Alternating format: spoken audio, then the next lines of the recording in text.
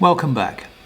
I thought I'd look at a question today that's long exercised my mind, and that's this. Is there value to be found in Swedenborg's work for someone who doesn't believe in God? You know, if I set the idea of God to one side, can I look at Swedenborg's work and still find something useful? And I think essentially the answer for me is yes. There's a couple of things I'd reflect on.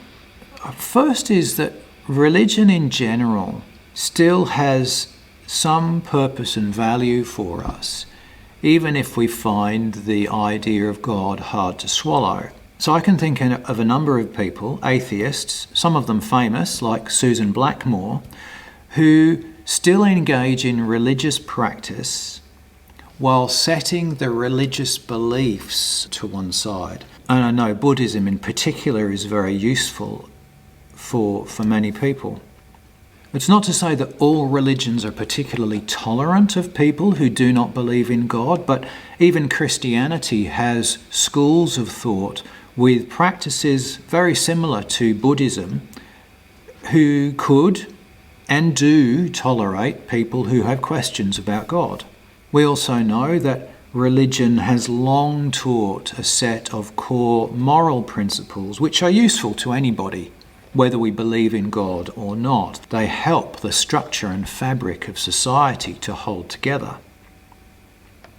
And then there's other less tangible principles as well. Things like expressing gratitude, things like practices of mindfulness. You know, religion has been teaching us these ideals for centuries.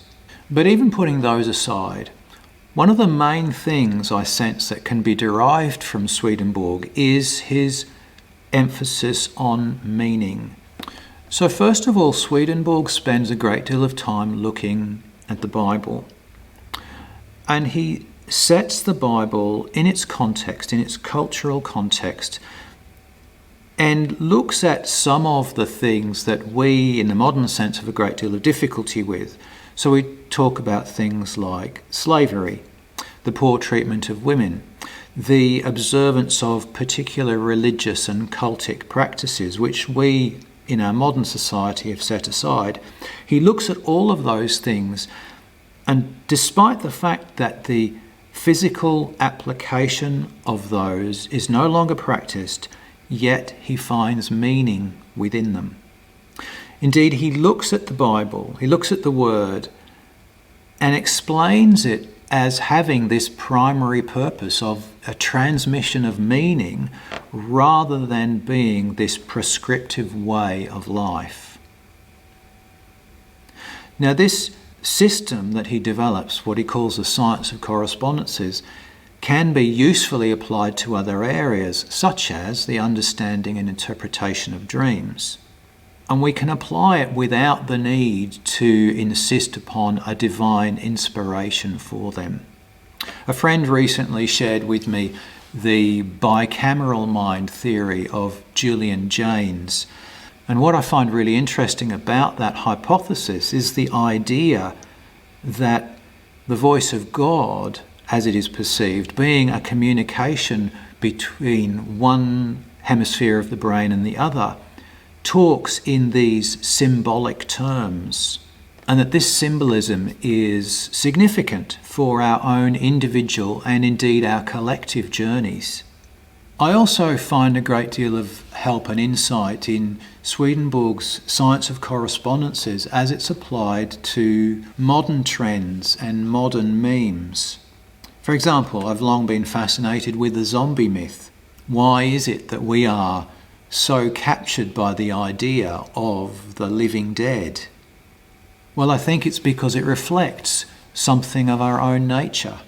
The zombie always makes me think of Psalm 23. Yea, though I walk through the valley of the shadow of death, I will fear no evil. You know, we're very conscious of the idea that we live among people who go about life in a very automatic way. They seem to have no sense of what is really going on around them. And particularly as we bury ourselves in our mobile phones, we shut ourselves off from the true experience of life. Another one of those memes that I'm fascinated with is the dystopian future fantasies that seem to capture the attention and fill our movie theatres. But I wonder what you think. Can you sense a use for Swedenborg's symbolism and the science of correspondences as we navigate our modern world? Can you imagine some other purpose for the reading of Swedenborg for someone who has doubts about what he says about God and the spiritual world? As always, I welcome your thoughts and I'd invite you to put something down in the comments below. As always, keep it friendly, and I'll talk to you next time.